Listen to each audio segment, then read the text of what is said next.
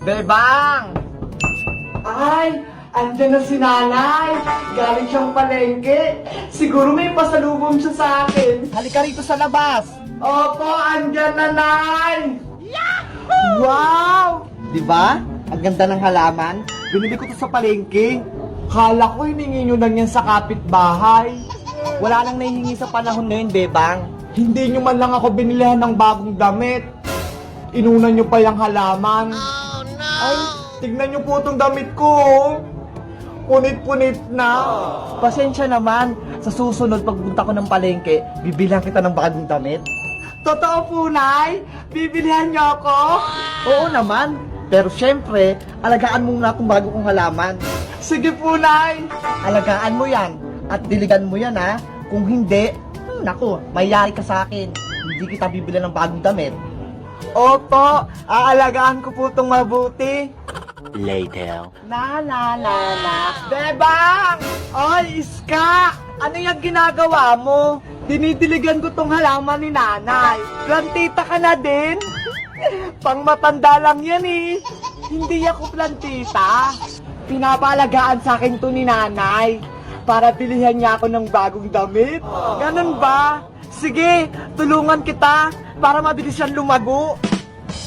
Pinapaliguan mo dapat yung halaman. Hindi pwedeng wisik-wisik lang. Ganun ba? Anong gagawin natin?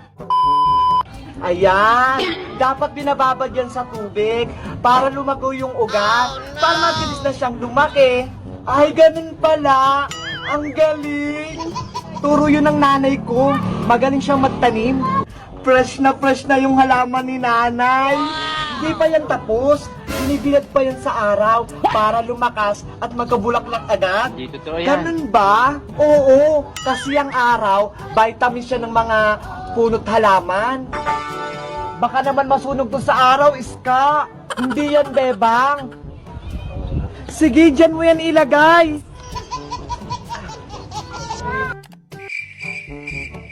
Baka masunog na yan. Ang tagal na yan sa araw. Hindi yan, Bebang. Magtiwala ka sa akin. 2 hours later. Hala, Iska! Hala, lagot na lanta. Akala ko ba lalago? Bakit nalanta? Yari ka niyan sa nanay mo, Bebang. Bakit ako? Ikaw gumawa niyan. Hala, buhayin mo to, Iska. Kamusta na kayong halaman ko? Masilip nga? Bebang? Hala, yan na si Aling Sitang. Yari ako nito. Bebang, ano na nangyari sa tanim ko? Nay! Bakit nalanta? Anong ginawa mo? Kamahal-mahal niyan? Hindi na kita bibilan ng bagong damit. Oh, no! Ikaw kasi, Iska, kung ano-ano pinagagawa mo. Ayan tuloy, hindi na ako bibilan ni nanay ng bagong damit. Kawawa naman si Bebang. Princess! Si Iska! Nakagat ng ahas! Kailangan natin siyang gamutin! Oh no! Anong gagawin natin, Bebang? Hindi natin madala si Iska sa ospital kasi ang layo! May dala ka bang gamot sa bag mo? Tignan mo nga! Wait lang! Titignan ko! Baka meron akong gamot dito! Sapatos! Hangir! Sandok ng kanin! Bangkok, laruan kip-kip-kipan, damit, remote. Ano yan, Princess? Iba-iba yung laman ng bag mo. May mga laro at gamot sa kusina. Kaya nga eh. Ito rin, plancha. Paano ba yan, Bebang? Wala akong gamot dito. Hindi natin magagamot si Iska. Oh no! Alam ko na, Princess, maghahanap ako ng halamang gamot para itapon sa sugat ni Iska. Ayaw nga, no? Magandang naisip mo, Bebang. Wait ka lang dyan, ha? Maghahanap ako ng halamang gamot. Bantayan mo si Iska. Bilisan mo lang, Bebang, ha? Okay.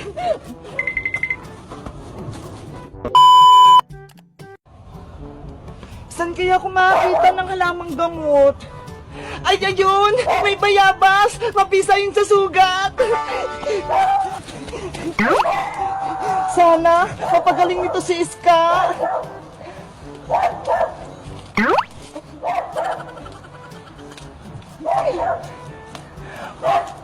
Okay na to. Babalik na ako sa tent namin. Princess, nandito na ako.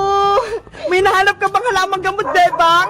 Meron. Ito ho, daon ng bayabas. Dikdikin mo na yan para ilagay sa sugat ni Iska. Yahoo! Ayan, kumatas na. Pwede na yan, Bebang. Sana, effective to. Iska, eto na yung gamot mo, ha. Bebang, magluluto lang ko ng pagkain natin, ha, para may makain tayo. Sige, habang ginagamot ko si Iska. A few moments later. Ito ang diskarte para makaluto sa gubat. Napanood ko to sa YouTube. Sana gumana. Anong lulutuin mo, Princess? Ang ganda ng lutuan mo, ah. May dala akong noodles dito, Bebang. Ito yung nilutuin ko. Sana masarap yung niluluto mo para mabusog ako.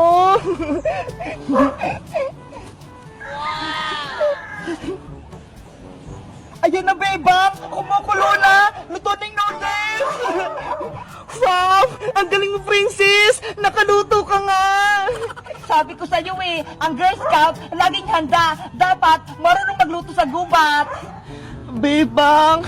Princess!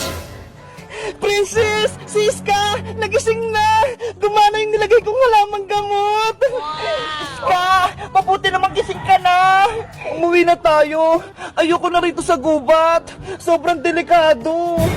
Kainin na lang muna natin itong niluto kong noodles habang may nitinit pa para may lakas tayo. Patikim ako niyan, Princess. Ay, ito, Bebang.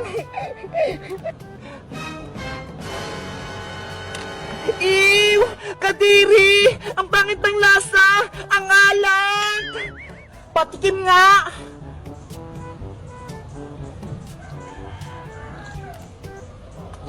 Ang alat nga! Saan mo ba kinuha yung tubig na pinangsabaw mo rito, Princess? Doon oh, sa may bukal, malapit sa kalabaw. Kaya pala maalat eh. Kasi ihin ng kalabaw yung naigib mo, hindi tubig. Nyeh! Si Princess talaga, pasaway, pinangsabaw yung ihin ng kalabaw. Ano ba yan? Sayang niluto ko, gutom pa naman ako. Hello guys! Matutulog muna kami rito sa tent namin ngayong gabi. Tapos bukas, uwi na kami. Na-experience nyo na ba mag-camping sa gubat bilang isang Girl Scout o Boy Scout? Anong natutunan nyo? Mag-like at mag-comment lang kayo. Bye-bye! Princess, Iska, nandito na tayo sa gubat. Bilang Girl Scout, ready na tayo dito mag-camping. Wow! Ang ganda naman dito! Ang daming puno! Dito ba tayo magka-camping, Bebang? Parang nakatakot naman! Diba? Girl Scout tayo! Dapat hindi ka takot, Princess! Kaya nga, ang Girl Scout matatapang, hindi matatakutin! Mga Girl Scout, makinig kayo! Nandito na tayo sa taas ng bundok. Konti na lang lalakarin natin. Makakarating na tayo sa camping site. Teacher, pagod na ako. Pwede po bang magpahinga? Kanina pa tayo naglalakad eh. Uy, Princess, bawal magreklamo. Gutom na kasi ako, Bebang. Nangihina na yung katawan ko. Walang hihinto, walang magpapahinga. Sumunod lang kayo sa akin para hindi kayo maligaw. Naintindihan? Apa, teacher! Girl Scout, let's go! Follow me! Tara na, Princess! Bilis! Let's go! Hindi ko na talaga kaya. Gusto ko na magpahinga. Kakain nga muna ako. May dala naman pala akong pagkain dito.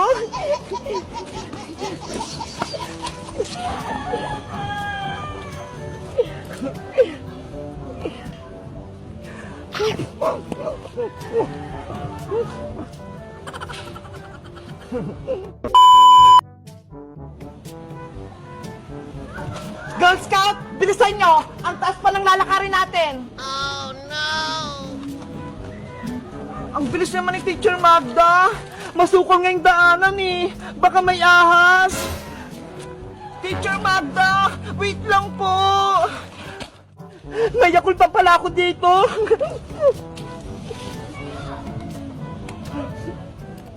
Wow! Ang sarap.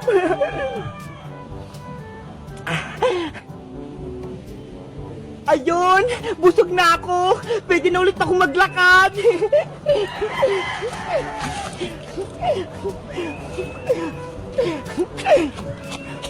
Bebang! Iska! Nasaan na kayo? Lagot! Nahiwalay ako! Oh no! Meanwhile, Teacher Magda! Antayin niyo po kami! Iska! Hindi ko na makita si Teacher Magda! Ang bilis niyang maglakad! Bebang! Si Princess din! Nawawala! Ano? Si Princess? Nawawala! Nasa likod lang natin siya kanina eh! Tapos hindi ko na siya makita! Ano ba yan si Princess? Pasaway! Nakakatakot naman dito sa gubat! Baka may monster dito!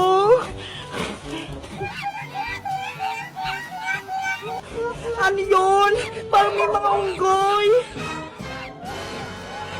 Ah! May unggoy nga! Tulong! Bebang Iska! Tulong! Hinabol ako ng mga unggoy! Iska! Si Princess yun ah! Narinig ko! Nandun ata siya, Bebang! Doon ko siya narinig! Tara! Balikan natin! Huwag mo akong iwan! Mga unggoy! Huwag kayong lumapit sa akin! Layan niyo ko! Nanay! Nandiyan na sila!